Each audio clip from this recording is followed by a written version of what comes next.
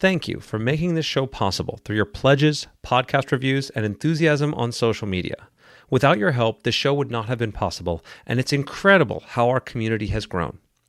If you'd like to support the show and get access to more exclusive content from me and my guests, I recommend checking out justingarydesigns.com, where I've got weekly articles on game design and creativity, along with show notes, lessons from the podcast, and more exclusive insights to help you with your creative projects. I am beyond excited that the SoulForge Fusion digital app is going live very soon. I'm recording this in March of 2024, and by next month you will be able to play this game. So if you're listening to this anytime in March, please go to soulforgefusion.com or search for SoulForge Fusion on Steam, and you'll be able to wishlist the game. And if you're listening to it after that, you can actually play the game. There'll be at least a demo available for free and tons more exciting things available to you.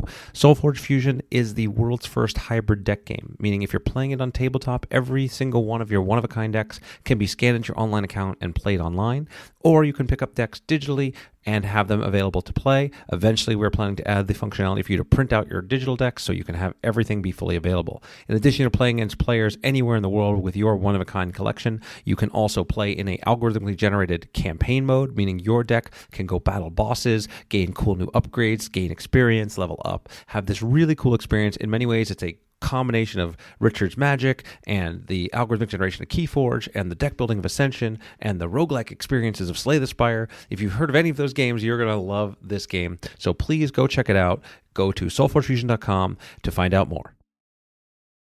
In today's episode, I speak with Jason Morningstar.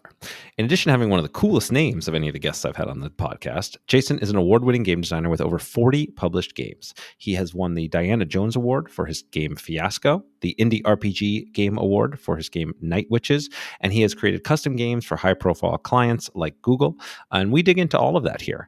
Jason has a lot of insight about building games that have a real perspective and create some different modes of play and different emotional experiences for role-playing games specifically.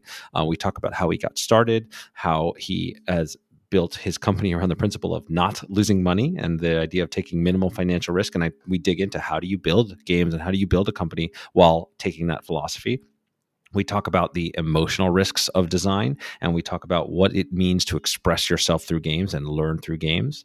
We talk about how the culture of play within an individual game community can influence the design of your game and how you can build to support certain cultures or encourage certain cultures, and how times you want to back away and let the cultures define the rules for themselves.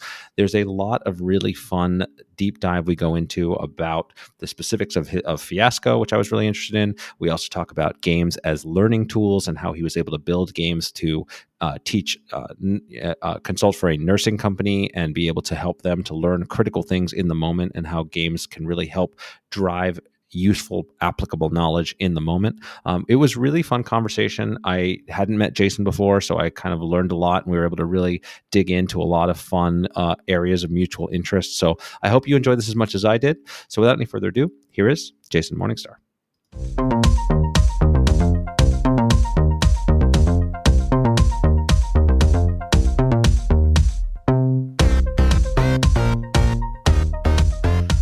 Hello and welcome. I am here with Jason Morningstar. Jason, it's really exciting to have you on the podcast. Thanks for taking the time to come on. Oh, I'm so glad to be here. Thank you. Yeah, so it's funny. I'm in this like combinations phase with yours. I love your work, and yet I have not played your work, and so I'm going to put that up out front. It is a Fiasco specifically is something I use as an example, and we talk about. I've kind of read through the rules and the things that I love about modern role-playing game design, and I want to dig into it, but it's like one of my crises of my life is I make games for a living, and so I don't have time to play games. So role-playing games is one of the things I don't have enough time for these days, even though yours is specifically designed to handle that problem. So that's my teaser for my own both ignorance and excitement. And well, thank you for being honest. Yeah. No, I don't want to overrepresent things, and that's where I do want to dig in, because there's games I made for fun back in the day when I was just playing in college, and ways I would play my role-playing games that once I heard about Fiasco, I was like, oh my God, you've done everything I wanted to see done. So anyway, that's one of my major areas of excitement. But I want to sort of zoom back to your origin story. I kind of always like to start by grounding, because I was reading a little bit about your background. It sounded like you started in information technology and doing some consulting along that side. And I'm curious how your path got you into game design and to where you are now. Yeah, I feel like I've always been a game designer. I came from a family that valued play. My dad was a war gamer, so I got to see sort of through his eyes playfulness in the 70s, really at the dawning of tabletop role playing, which he was not into, but he was into Panzer Blitz and that sort of game, Borodino. So it was normalized in my household. And because of that, I was always thinking playfully. I was always thinking about games or thinking about how to solve problems in game-like ways or express myself in playful ways. And so, like, I've always been making games on one level or another. And I was immediately taken with tabletop role playing. That was something that was exciting for me, interesting for me right off the bat. It was a very natural progression for me from just playing to playing and making. I think that particularly in role playing, if you play, you're also a creator. If you're inventing things for your home group, you're designing for them, right? Your home group is a designable surface, and you're creating for them. You're a game designer, and that sounds a little facile, but I really do believe that. So I was making stuff. I've been making stuff my whole life, and that naturally progressed into making stuff in a more serious way, and then charging people money for it. Well, all right. We'll dig into those details, but I do want to just underscore, the point that you made, which is, and it's true. We've had 50 some odd designers on this podcast, and the vast majority of them got started with either starting with role playing games and Dungeons and Dragons in their ilk, or things like Magic the Gathering and collectible card games. And both of those have that trait of you are building the experience within the box of the game rules, right? And so there's all role playing games as well as collectible games, and those things like create. I think it's one of the best ways for people to get started, or if you're interested in digital games, modding an existing game, right? The ability to play within that box is a great way to sort of learn those skills. So I don't undersell that as a way to start learning the craft.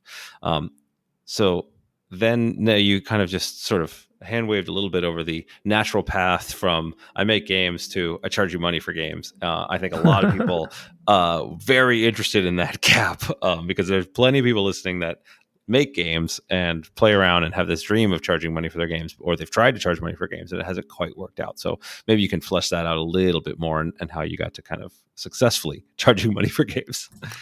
Yeah, well, I think there are a lot of paths toward that, and successfully charging money is a very bad goal to have.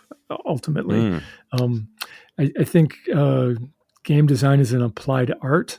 And if you can't help yourself but do it, then that's an avenue of expression that you need to explore.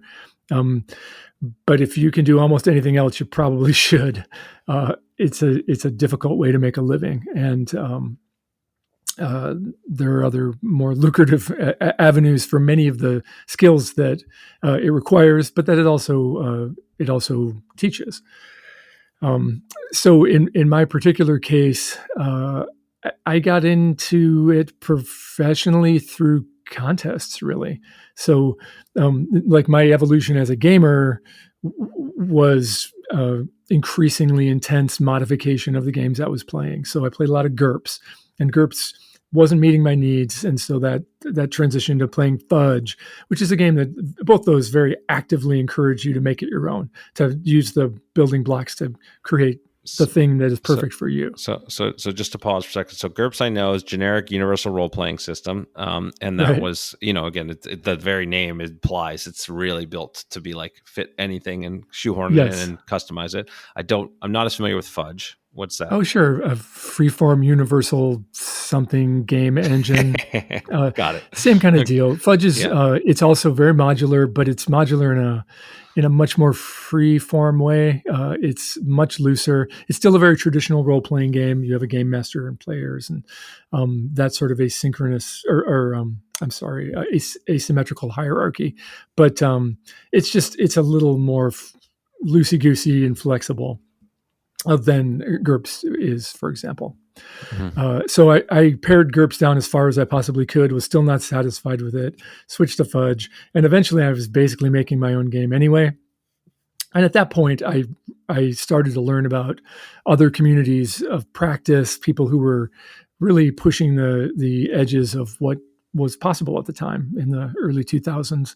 Got involved with some of those communities and started entering contests like Game Chef, which is, I guess, still is going on. I haven't been paying attention lately, but I think Game Chef still exists. It's a tabletop role-playing challenge that happens yearly where they give you some ingredients and then you make games and there are winners and losers. So I did well my first year participating in Game Chef, and some people that I respect who were in the industry played my game. They read it, they played it, and were like, "This is good. When are you publishing it?" And that was a revelation to me because I hadn't even considered that I could publish it, even though I was well aware of the tools and the sort of democratization of the means of production for games at that point. I was sort of lurking at the Forge, which is a gaming sort of a gaming hub that was very much encouraging people to become independent creators. And we're sharing resources and sharing tools, sharing reliable printers, for example, finding ways to get games made physically. And because of that, as soon as somebody I respected was like, "Hey, when are you doing this?" I was like, "Oh yeah, I guess I should do that." And that's how it started. My first print run was 100 copies. Wow, that's awesome. I mean, it's funny. It strikes me just how important that first like person that believes in you is. Yeah, absolutely. I had that similar story when I was working on Ascension, and I was just kind of making it for me and for fun, right? I liked Dominion. I wanted to change it. I wanted to make my own versions. I wanted to make my own things. I just was kind of playing it for fun with my friends, and it was a friend of mine that I also respected and had made and published games. Like, dude, make this. Like, this is a thing. I was like, really? Oh wait, I didn't even thought of that, and then just sort of put me down that path. So, for those that are, listening that already have success, you realize how powerful your word can be and inspiring people. And for those that haven't, the barrier to making things is so small now, right? As you learned when you're printing stuff. I mean, there's so many tools out there from, the game crafters and drive through cars and drive through RPG and Forge and others that are out there. Like, it's so easier than it's ever been to print and make things and get them out there. Of course, the challenge is the getting them discovered and getting it to a place where you can actually, have it be a sustainable thing. And even though I agree that shouldn't be your primary goal, if there's plenty of better ways to make money than what we do, it is certainly the dream, and it's nice to be able to sustain your craft and sustain your art form. And so then tell me the story then of these first 100 copies. Yeah. So my first game was called the Shab Alhiri Roach. And it's a game that emerged from a contest whose ingredients were entomology, wine, and accuser. So that year they said, make games about things that use those ingredients. And I was in grad school at the time, and I was under a lot of stress. And I thought about it, and what emerged was a game that was sort of a dark comedy about academia. So that was my first game. It was very much an exploration of my own situation in life and my own sort of neuroses at the time. And it was a pretty fun game. And because the tools were available, but we didn't necessarily know we had the audience. When I say we, I have a business partner and a dear friend, Steve Seghetti, who's been part of this the whole time. So he and I were like, yeah, let's print some copies of this and sell them. And we very conservatively, used one of the printers that had been recommended in these forums we were hanging out at, and Alpha Graphics is what it was at the time, a particular Alpha Graphics shop that all the indie designers were using. And we got the games printed, and we collated them on a kitchen table, and we sold our print run in the first weekend.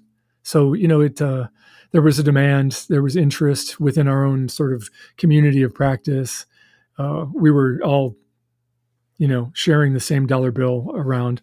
Hey man, that first But dollar means a lot, dude. it It is no does. joke. Especially being able to sell out Absolutely. your first run like that. You just don't know, right? You just put it on the table. Yep. My That's first right. print run for my first game, I put 10,000 units on the table, and that was terrifying. Yeah, Terrifying. that would be Yeah. absolutely. That's a big bet. So we were very conservative and not really self assured at that time. We didn't know if it was going to work, and we didn't want to lose any money. In fact, that's written into our LLC. Don't lose money. That's one of Mm. our. I should have That's thought one of of that when I our. started my business, or I could have saved myself a lot of trouble. Yeah. That's one of the rubrics we put all of our decisions through. Are we going to lose money, or are we going to break even at least? Okay. For sure. You've laid out a lot of little avenues that I'm excited to explore down, in terms of one, and I'll signpost them here so you can pick the one you're most excited about, right? One is Okay. you're in grad school, you're super stressed and trying to be able to do game production as well as that. I want to talk about, like, how you manage that and how you're able to balance those things. A lot of people out there are stuck and feel like they don't have the time. I think that's interesting. You talked about how the specifics of your game explored your specific situation and neuroses, and I find the idea of art as this expression of ourselves through our games and you being able to make the game that only you can make really interesting. I'd be happy to go down that rabbit hole.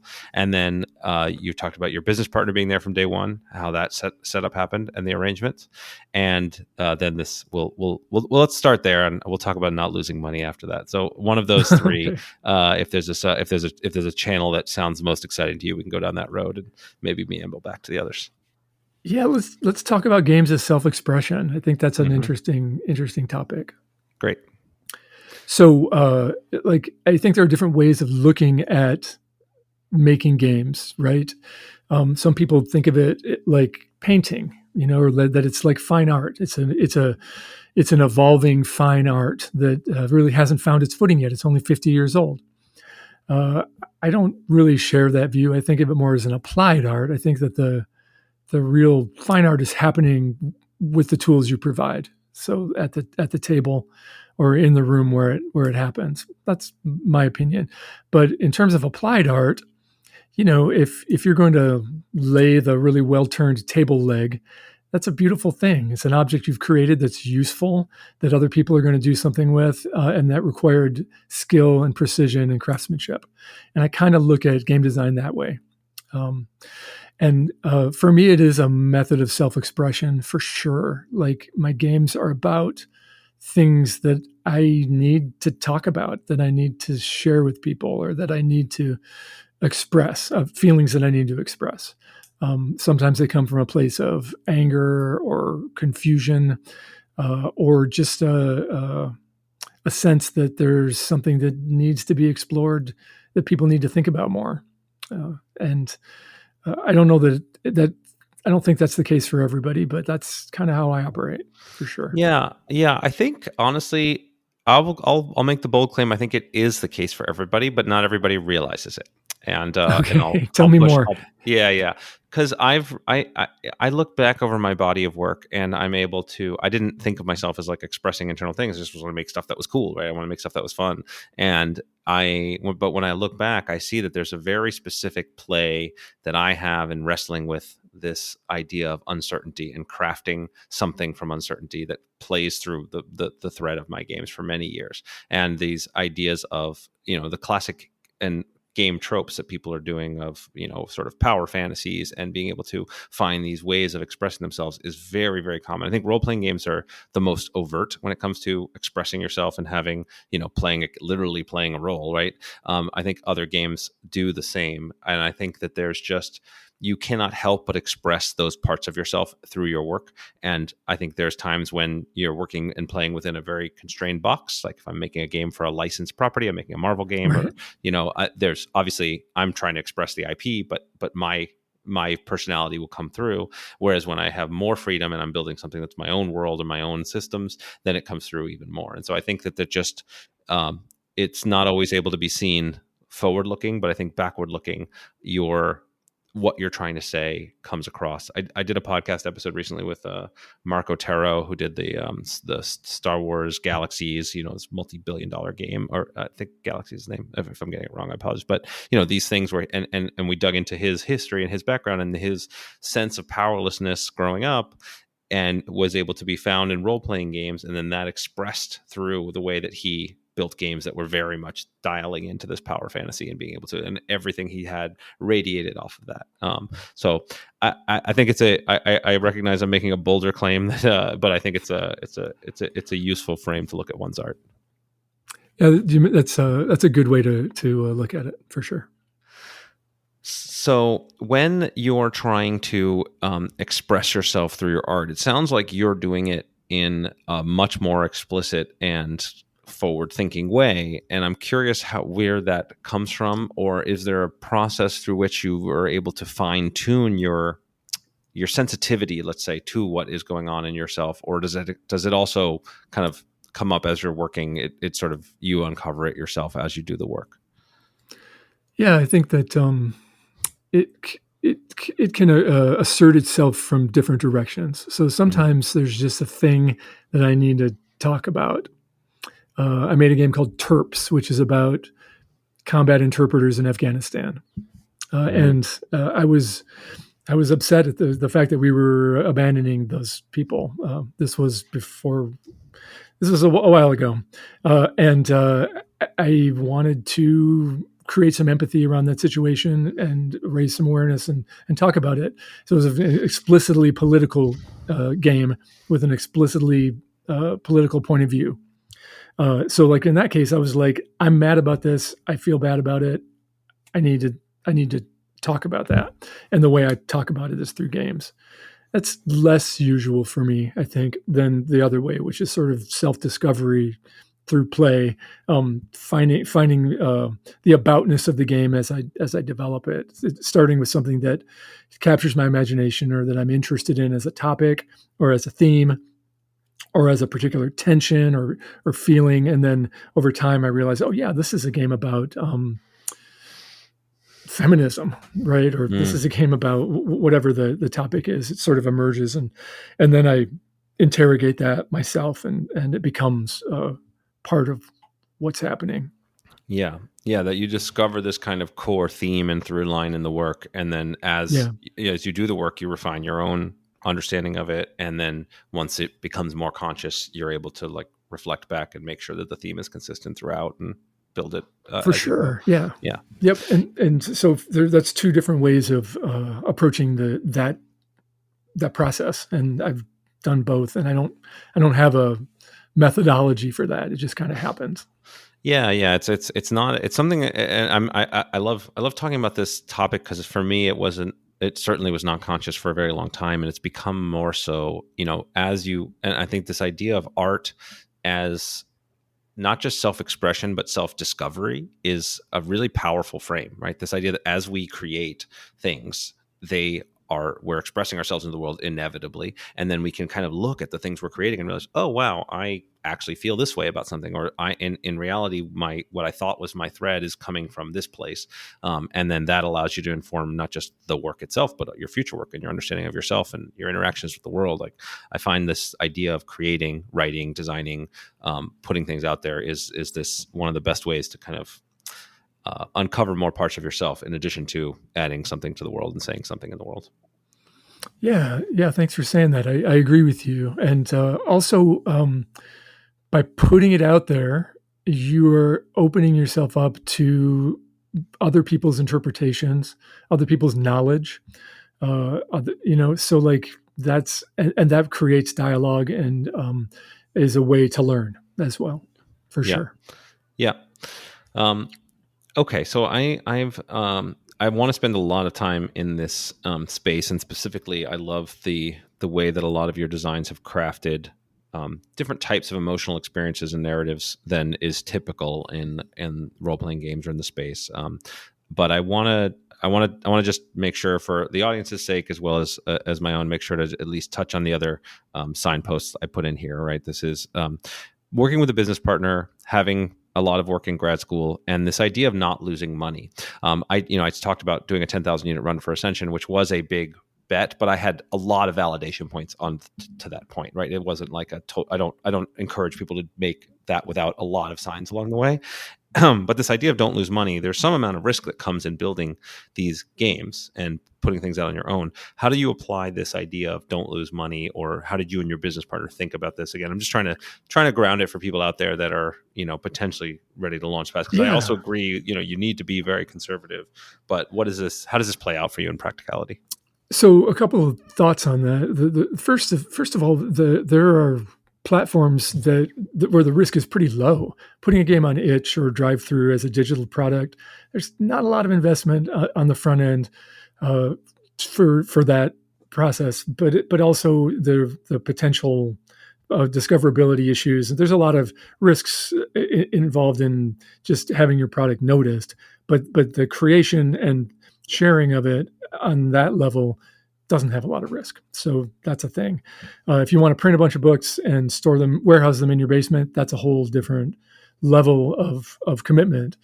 And that, it does entail some risk. And even if you have those very positive indications that the product's going to be well received, or that you have a bunch of pre-orders, or there's lots of ways that you could guess that you're not going to lose money, and you could still potentially lose money. So what we have always done is we've been very conservative about how we sort of apportion money for our products. We're very frugal.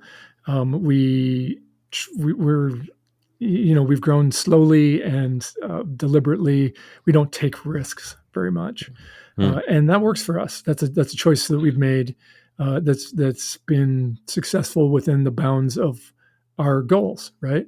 And our goals are don't lose money, stay friends, and gradually make games that we love and that we, believe in, and, gradually get bigger to the point of comfort, I guess. Yeah. Yeah, that's great. I think, there's a couple things you said there I want to underscore. One is, and then I'll plus up one of them. One is this, you mentioned, look, that's what works for you. And I think that's so important to just try to be conscious up front. What does success look like for you? What does comfort level look like for you? Right. And a lot of people that they're trying to model whatever it is. So I remember, I made this mistake. I was working down the path, and I wanted to be Activision Blizzard. I want to be this giant company and grow, and we doubled in size every year. And it was turned out I ended up in a place where I hated.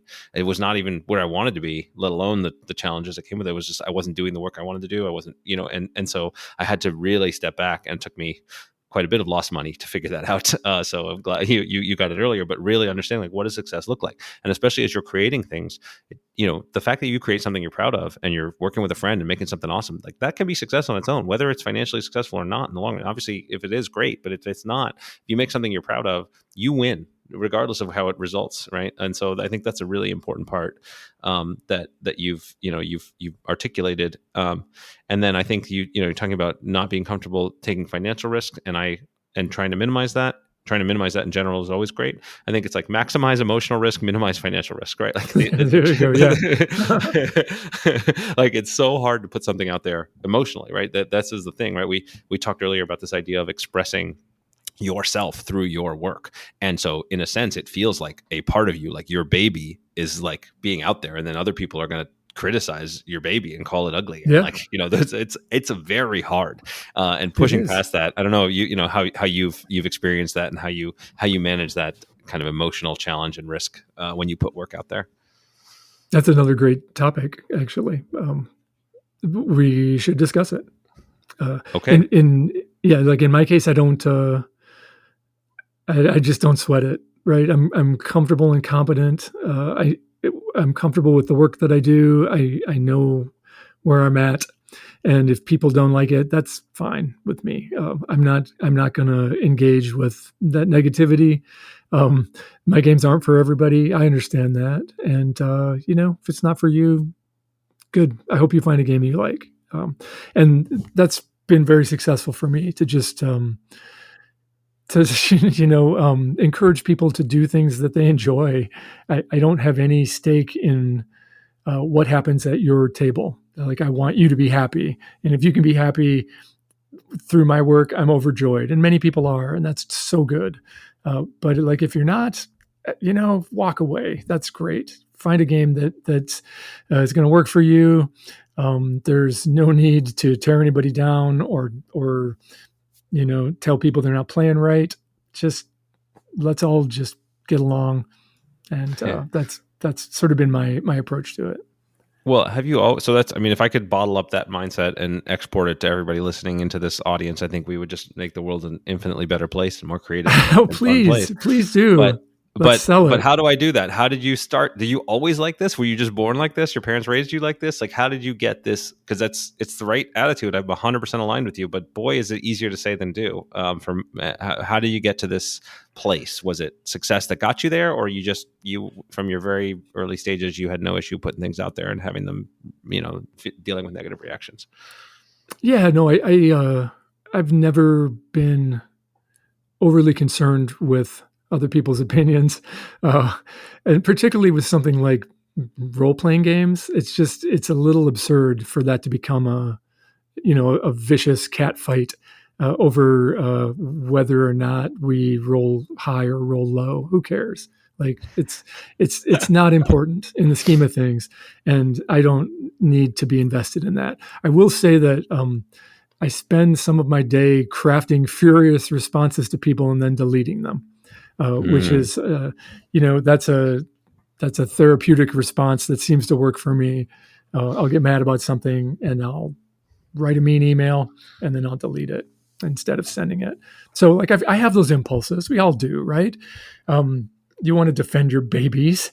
You want to, what's right. You know the right way to do things. And if someone else is wrong, you want to correct them. But there's absolutely no percentage in that. So like, delete it, write it, delete it. You'll feel better. That's what I do. Yeah, that is actually great advice. I will do the same thing, and I will journal all of the mean things I want to say, but not say them to anybody else out there. Yep, just let it go. It's helpful. Yep, great. Okay, then let's. Once we start getting into specifics of your role playing games, I think it's going to take up the remainder of the time. So I want to first, in my research, I'd found out you'd been doing consulting and designing experiential games for people like Google. And I don't know anything about what you've done there. I'm really curious about how that came about and what it's like, because I've done work. I've facilitated events for Google and other companies as well, and I'm curious how your process worked and where this came about. Yeah. Oh, so in that particular case, it was more, I've only worked with them once, and it was more experience design than game design, although I guess I made some games as well. What I usually do, and that's also a little bit of an outlier, my normal gig is talking about creating playful experiences within the context of teaching and learning. So, and that usually means going to, sometimes it's a company, usually it's a college or university, and talking about the things that they're doing with their subject matter experts and thinking about how to present that in a playful way, in a game-like way. And I have certain rubrics that I use to talk about that with people who are experts in their fields, by sort of getting them out of their comfort zone and then talking about games and play in a way that maybe they're not used to, because I'm coming from an analog space. And often in academia, if you talk about games, you're thinking about electronic games, you're thinking about computer games or simulation. And that's not the world that I live in, and that's not the world that I'm introducing them to. My pitch usually involves index cards and Sharpies, which is sometimes surprising, but it's also very liberating because it's easy to iterate. It's very, you can prototype rapidly. There's lots of advantages to a really low tech analog solution to what might be a otherwise complicated problem. So I do that. That's most of what I do. With Google, it was a little different, but the same underlying principles, I think.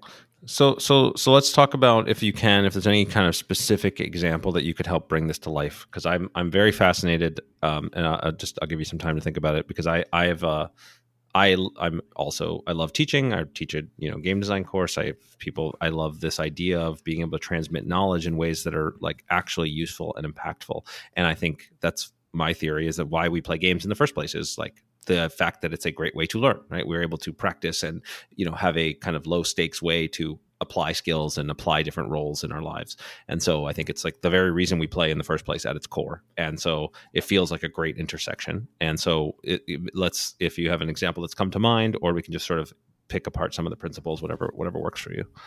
No, I've got a great example. This is actually one of my favorites, and something that I did that was very successful and that I'm very proud of. I visited a nursing school, and they had a very specific problem. The specific problem was that their pediatric oncology rotation for their nurses was having trouble with the students forgetting the basics. They would get they would get to the pediatric oncology floor and would be so stressed by the surroundings that they would forget their orientation. And by orientation, I mean they need to know the code for the Pyxis machine. They need to know where to get supplies, where to get labs, all the really sort of routine stuff that a nursing student in that setting is just going to be asked to do. They need to know how to handle it in that particular floor when a VIP visits, because VIPs love to meet the cancer babies. So, so they would get all this information, and then they would immediately forget it because it's a stressful environment. They're dealing with children in crisis, and it's a lot. And so I came in and suggested to the faculty that rather than orient them the way they had been, which was putting them in a room and spending an hour and saying, these are the 25 things you need to know. Okay, now you know them. Now you're going to go, which was a failure. They recognized that didn't work. So we made that into a series of playful experiences that were lightly competitive, with the buy-in from the staff on the floor. So the students, rather than just getting an info dump, they were accomplishing these tasks in a virtual way that had no stakes, in a playful way, but they were emulating the things that they were actually doing in practice. So rather than being confronted with an actual VIP, they had a task related to handling the arrival of a VIP who was, played by me and a couple of index cards. There were other tasks related to the things that they had to do. And all of this was, put into the context of competition between dyads. So the nursing students paired off, and then they competed against each other to do the best. And they love that because, like, if you go into medicine, you're going to be a little competitive. So they wanted to achieve, and it was fictive. It didn't matter. We didn't care who won. What we cared about was retention. We wanted you to learn the code for the Pyxis machine. We wanted you to learn where to get a bedpan. And it worked, that the amount of energy that went into reconfiguring that orientation was pretty low. All the information it became sort of, most of it was like a treasure hunt. There were index cards. The staff on the floor would provide them with information. And it just, it was very, very low tech, low friction, low fidelity, and high stickiness. It was a better way for them to learn the material. They enjoyed it, and they got to compete with each other and had a good time. I love that. And I love the emphasis again on the low tech, very easy to build, very easy to iterate, with Sharpies and index cards, you can like make a real impact in people's lives and design something that's really like useful. It doesn't have to be super fancy and pretty. And I think that is it's a powerful frame that people forget, right? The number of times I see people that want to design things and they're thinking they've got to make like Halo plus World of Warcraft as their first game, and I'm just like, wait. there's so much you could do with very, very little. Start there, work on the craft, see what your goals are. Slow down a little. And also in that example, like every rotation they got to iterate. So the stuff that didn't work, we just threw those cards out and did new ones. It was easy to refine. It was not a brittle process.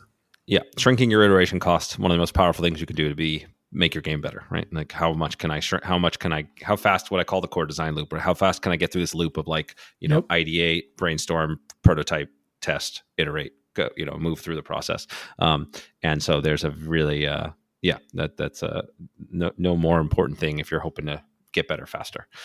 Um, I want to linger for a moment on this concept of competition, because I've done a lot of gamification consulting, as they used to call it. Now I don't know what the word is out of favor It for is. It's a some. dirty word now. Yes. And well, and in part because of this competition thing. I worked with the Wharton School of Business, and we've done a bunch of games for corporations and things to make the ideation better, make team formation better. But when you drive in the competitive aspect, for some people that works really well, and for some that it doesn't. And you mentioned specifically, people who are in the medical arena tend to be more competitive, and so that worked well for them. Have you had that experience elsewhere, right? When you start throwing points and leaderboards and stuff, some people are like, yeah, I'm into it. And other people, it turns them off. Like it actually is net negative compared to where they were before. So how do you think about that in space? Yeah, no, that's absolutely true. And my my usual audience is the opposite, where that's definitely not going to fly. And you have to know or have a general sense of the people you're trying to reach and what's going to interest or motivate them. Something that I do quite often that is successful, that's sort of the opposite of that, is putting people in a situation where they have tasks to accomplish or goals, the things that they want to get done in an environment that is inherently alien to them. And so one of the things that I will use with faculty, if I'm talking to college faculty who are usually a little bit resistant, there's a little bit of friction. They're not necessarily receptive to what I'm trying to encourage from them. And also they're subject matter experts in a variety of fields. So if I were to create a game or a playful experience around like anthropology, there's going to be an anthropology expert in my audience. And that's not what I want at all. And so I put them in a sewage treatment plant, which is an environment that is inherently interesting. Nobody knows much about it. And I'm reasonably sure that the people that are in my audience will know nothing about it. And that works great, because then they're learning something, which is sort of one of the takeaways. I'm putting them in the role of a student, a learner, and it's also a foreign and uncertain environment for them because they don't know how it operates. We're not pretending to be academics; we're pretending to be wastewater engineers, and you're delivering the same material, but by sort of refactoring that, it's more successful. If I did the same thing and then they were trying to score points and beat each other and be the best sewage treatment plant, it probably would not work. But I put them in a collaborative environment, and that's an unusual collaborative environment, and they usually dig it.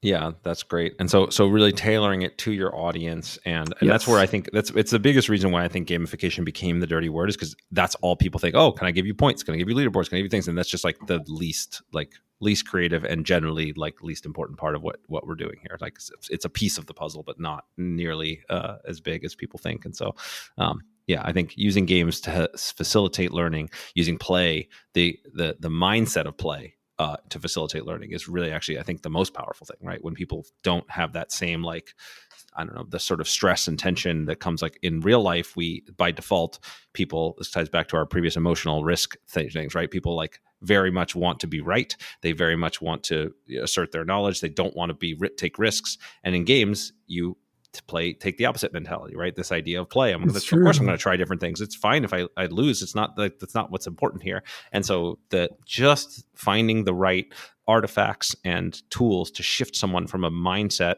of being right and to a mindset of play does so much work.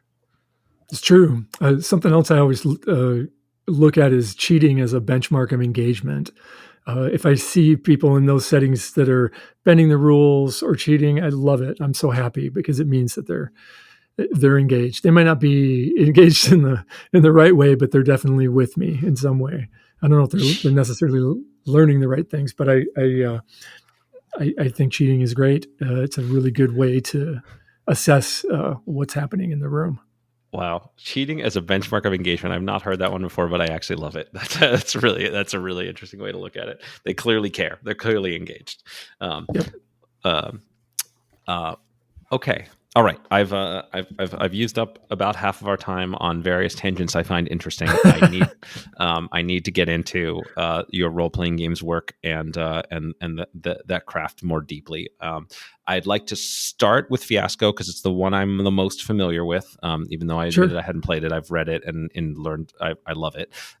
So we'll start there and we'll jump to other tasks as needed. Why don't we tee up the game a little bit for those that might not be familiar, and then we'll pick apart some of the design choices and the art there. Okay. So shall I give the elevator pitch for Fiasco? Yes, please.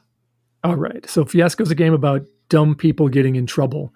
It flips the script on most role-playing games because you're playing for failure.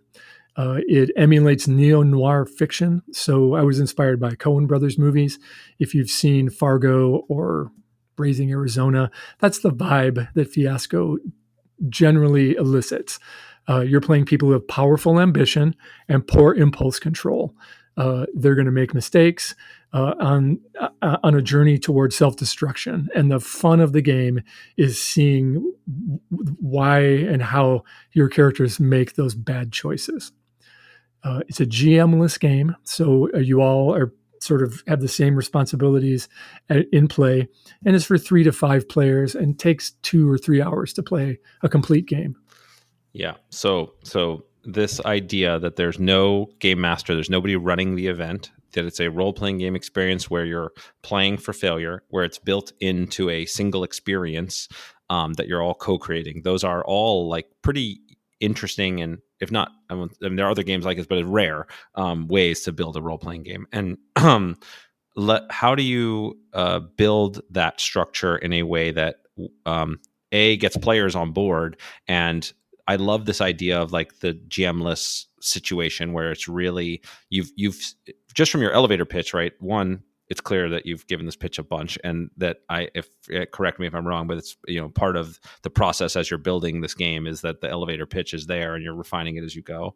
And two, like that, just giving that pitch gets people in the mindset to kind of be the way that you want them to be, right? Like that tee up does a lot of work. It seems like when people get into the game. Yeah, it's true. But the game is going to help you get to that place whether you want to or not. It's structured in such a way that by the time you begin playing, you have an unstable set of relationships that are poised for conflict and destruction. So even if you went into the game without that excited elevator pitch, you can't really help it. You're going to be playing interesting, flawed people. They're going to get in trouble. That's just it's engineered into the design of the game. How familiar are you with the Amber diceless role playing game system? I'm pretty familiar with that. Yeah. Okay, yeah. So that was the one that I first really got hooked, and I crafted experiences when I was in college that were very similar to what it feels like you've been going for with Fiasco, and that like I would hook everybody with these like backstory connections that were very complicated, and then try to force them into like put them into give them a MacGuffin that they would be going after. But the reality was all about this conflict between the players, and we would kind of LARP it through. And because it was diceless, we didn't have to sit at a table. We could just kind of roll with it. But it was still, I had to mediate, or sometimes we'd have other people that would mediate as a kind of game master to resolve conflicts. How did you approach this? What made you decide not to have a game master in the first place? And then how did you approach giving this facilitated storytelling to work in a way that doesn't require it? So I love being a game master. I think game masters are awesome. I think that's a fun role, and I love to do it. So my impulse is to spread that love around.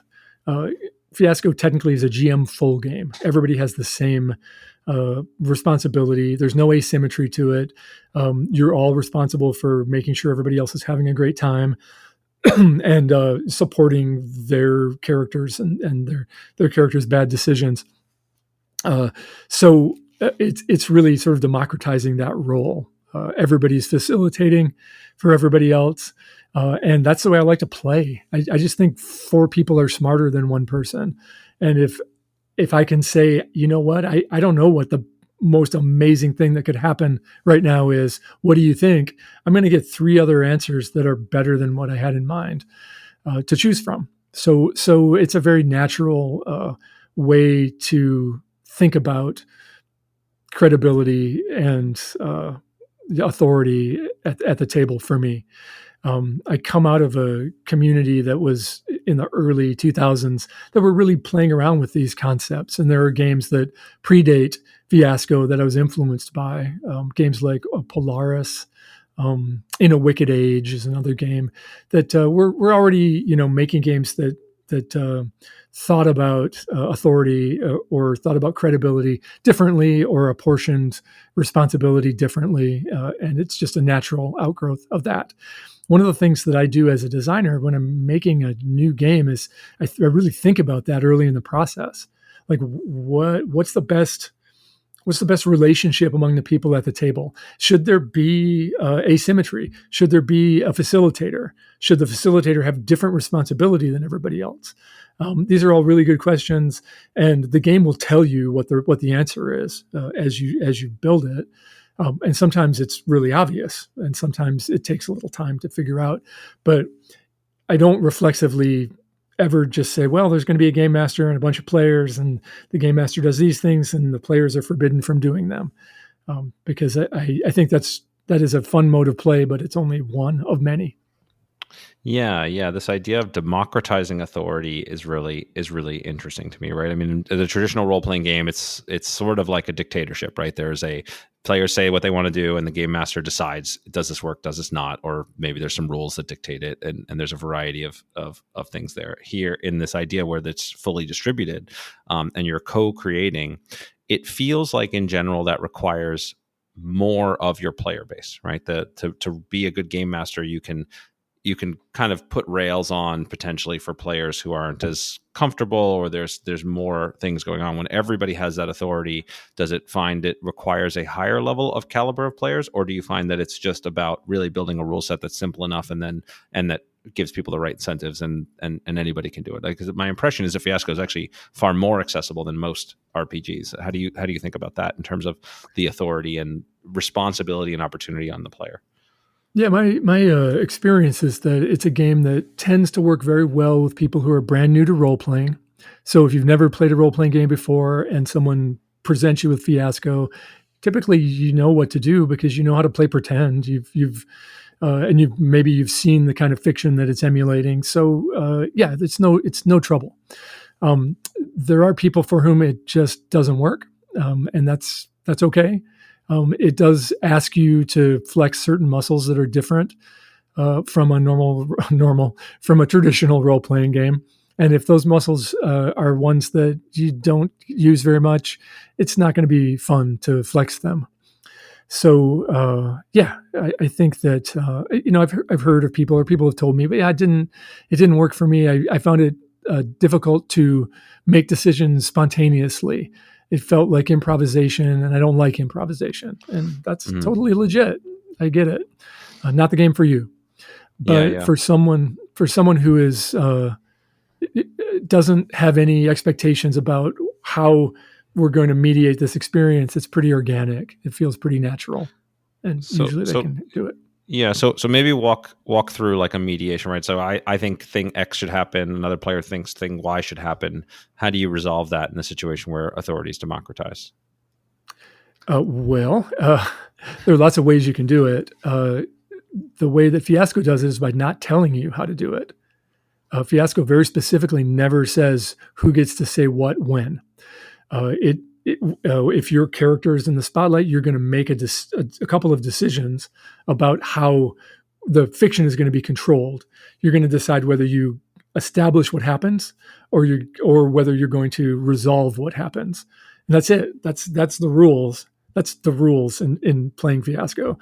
So I get to decide whether I'm going to describe a scene and sort of paint it, let you know everybody who's there, what's happening, what the goals and objectives are, or I'm going to let you do that, you being the rest of the people playing collectively, but I get to decide how it resolves, how it turns out. Otherwise, if I painted the scene, you collectively are going to decide how it turns out. And that's often the more fun choice because the three of you, and this is where that democratization of authority happens, the three of you are going to collectively put my character in an uncomfortable or tragic or stupid situation. And you're going to do that by discussing with each other and just picking the ideas that rise to the top by whatever method your culture of play uses. And that varies from table to table, like that's part of the social contract. And it's different for every table. And I don't want to presume that I know what's best for you, the best way for you to decide. There are other games that are like the person on your left will tell you what happens, or the person across from you is always your adversity in the GM-less game. And that's fine too. I didn't feel that was necessary. I think part of the secret sauce is that collective decision-making. Yeah. Specifically for Fiasco. Yeah. No, I think it's a great, and it creates a fun environment. And so let's linger for a little bit on this concept of the culture of play, because I think this is a really important point. This idea that each play group, we come into a game and there's a certain, conceits that we make when we join, the magic circle, right? But there are very different norms around different play groups. For example, in anytime I think about cooperative games, one of the challenges we deal with is what we call quarterbacking, right? Where one person is the dominant force and they will just make the decisions. And I have to imagine that problem, if you call it a problem, comes up in Fiasco as well. If there's one person who's very loud, they could, sort of dominate the room potentially. But maybe that's okay. If people like that, that's fine. So this idea of like the culture and the norms of a group and how you think about creating space and creating play opportunities that work in a variety of cultures, or potentially shifting the culture, right? Again, I think your elevator pitch for Fiasco dictates a certain vibe and cultural norm that's going to influence people, even without a rule that says you have to do it this way. Yeah, that's true. And I think that that's true for any role-playing game, particularly you're communicating, your rules need to communicate procedures. They need to communicate aboutness, like this is why we're doing this and this is how we're doing it. But they also need to communicate a tone, right? To set a tone. So like in Fiasco, can I use profanity? I don't know. Yeah, you can say whatever the fuck you want. Great. So in Fiasco, there's some introductory material, and then the last bullet point before we start talking about the rules is one last fucking thing, where I just established that this is a game that's going to be a little raw, that we're going to be rude, and that it's going to be profane and black humor throughout. And if that's not your jam, run, don't walk, because it's just going to get dark and weird. So, I'm setting that tone early on and managing those expectations. In terms of like culture of play, I really try to assume that I'm writing for people who are engaged, that want to play my game, that trust each other, and that love each other. And I'm not writing for people who are going to approach it adversarially. I'm not writing it for people who are there to have a bad time. And if you're there to have a bad time, I can't fix you. Go see a therapist. Don't play my game. Right. It's like, it's outside of my purview. I can give you all the materials to have a great time. Or a thoughtful time, or a harrowing time, or whatever the vibe is. But if you don't want that, and if you're going to mess with that, then you're going to do it. And I can't stop you. I don't come in the box with the game. You don't get to have me there to be like, oh no, actually, you're doing it wrong. If you want to do it wrong, you want to break it, congratulations, you broke my game. And you had a bad time. Good job. So like that's it. From a design point of view, I have to think about the culture of play that I kind of want to see. It's aspirational, more than realistic necessarily. Yeah, it's interesting. So obviously most of my experiences with the tabletop card game and board game and that kind of experience, and A very there, different space. yeah, I have to Yeah. think about the corner case players. I have to, like, people are trying to break my game. They want Right. to Oh, yeah. be the ones that find the corner case rules or find the broken cards or do the things Right. right. So I have to play around, in a sense, the worst players, quote unquote, right? The players who are Yeah, going to yeah. push against the boundaries. Not the worst, by the way. I was one of them, so I'm not. I get it, but this idea that I need to make sure that I create a box that makes it so that the player who's just there to have a good time will have a good time, and other players can't ruin it or minimizing their opportunities to ruin it, and that the best thing to do for players is the most fun thing to do. It sounds like, get the opportunity to not play that game, right? To just say, look, I'm going to build a thing and the right people are going to gravitate to it and the wrong people should play something else. That I'm a little jealous from, if I heard that correctly. Yeah, that's largely true. But I mean, I would argue that this is the same. The counterexample in a card game would be like a guy shows up and he's got a fifth suit to play poker. Well, that's you're breaking the game. That's not how poker is played. There are not five suits. So like, what are you doing? I think it's the same kind of analogy. Like most people are at least they're going to try to play it right. They're not malicious. I'm not designing games for the guy who's going to bring the fifth suit to play poker. Yeah. And neither are you. I want a coherent rule set that addresses those edge cases if they're necessary, but but I'm not going to stress about it. Yeah, I think you're allowed to. I mean, role playing games in general, you want more fuzzy space for players to be It's within, true. because Yeah. that's where the fun is in a large sense. So whereas I generally want to curtail that a bit more in a traditional game. Sure. So it's one of these things, like I kind of sort of hinted at this earlier. Like, I used to play role playing games all the time. I love role playing games, passionate about them, but they have largely faded out of my life over the last however many years, just from things happening. And I want to make a role playing game. I want to build one again. I want to get it back into my life. And one of the things I wrestle with personally is this, something within the space where it's like, how much am I building a game for the people who need rails, right? Who need those kinds of onboarding things and need a lot of structure, versus the ones that don't. And it sounds like you just have to make that decision, much like, any game you're trying to which audience you're trying to serve. But how do you think about kind of onboarding people and teaching people these games in a way that is gives you the most opportunity in play? Because I think Fiasco, from everyone I've talked to that's played it, and the general sense I have, it is very successful in this space. How do you think about making this role-playing games that are sort of accessible and give people that room to play and point them in the right direction?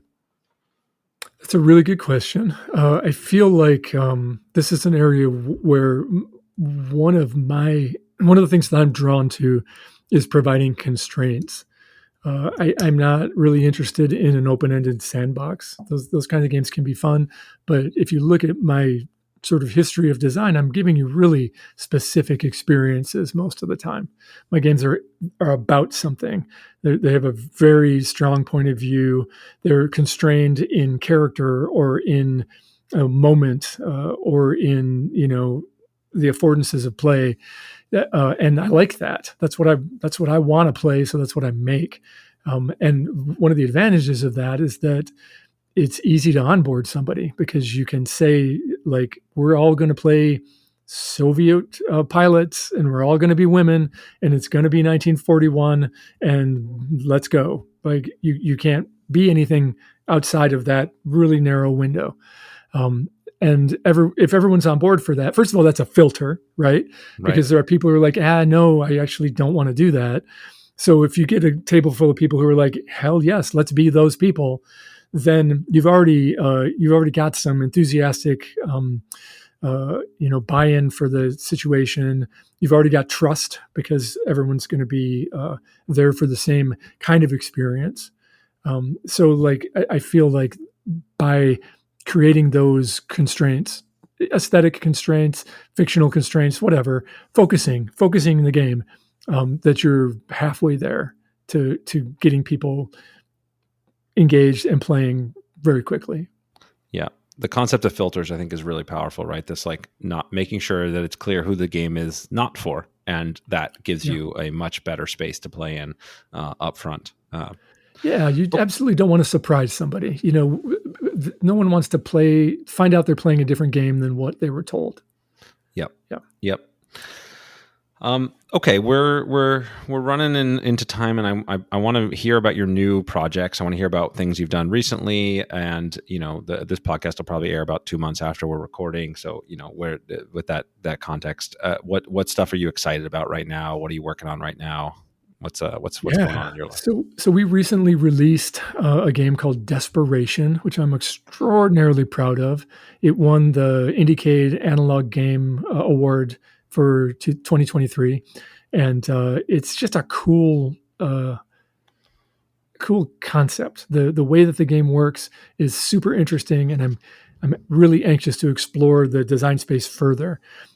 I learned about apophenia, which is like our brain's pattern matching abilities gone awry.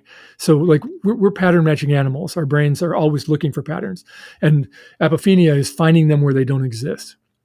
And it explains a lot of very satisfying moments particularly in gaming, where two things happen and it feels like magic. It feels like the perfect card was drawn. It feels like the perfect die was rolled, when in fact your brain is playing a trick on you. And what I thought was, what if I made a game that just leaned as hard as possible into that? What if I made a game that relied on pattern matching in a way that made everything feel spooky, made everything feel like it was the right choice? And what emerged from that is a game where that kind of subverts some of the normal things you assume in tabletop role playing. So normally you have agency over who gets to say what and when. In Desperation, you don't get to decide what gets said, but you do get to decide who says it. And that's such an interesting change. So what happens is you create a set of relationships. You create a tactile map on the table with like a village or a ship or whatever the game is about. There are two sets right now. One of them takes place during a blizzard in Neola, Kansas in 1888.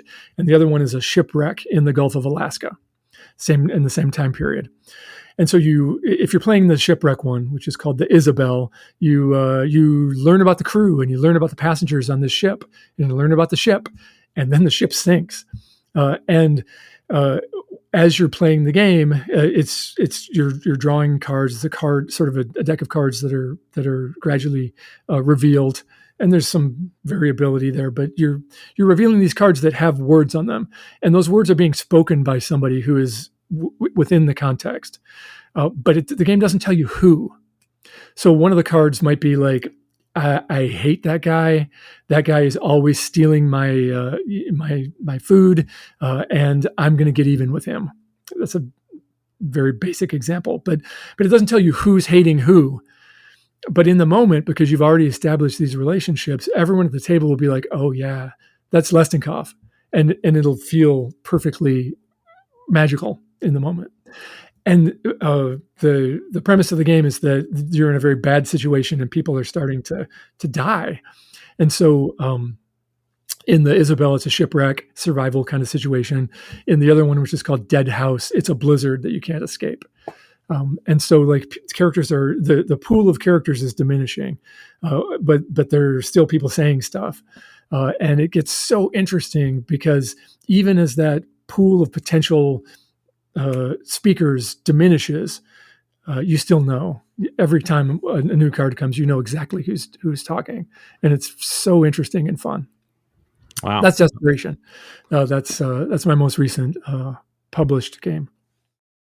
What am I working on now? The next game that we're going to publish sort of in a physical format is called Zhenya's Wonder Tales. And Zhenya's Wonder Tales comes out of my interest in Slavic and Baltic mythology and folklore. It's designed to help you tell stories that could have been pulled from the Eastern European folk tradition.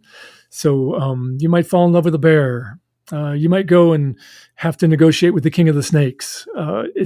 They're very tightly constrained little stories with lots of variability about how they get told, but it relies on some of that same technology I was just talking about.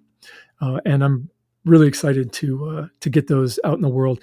They've been people just all the playtests. I've playtested it with hardened gamers and with people who are brand new, and everybody seems to really enjoy it. So I think it's going to be well received.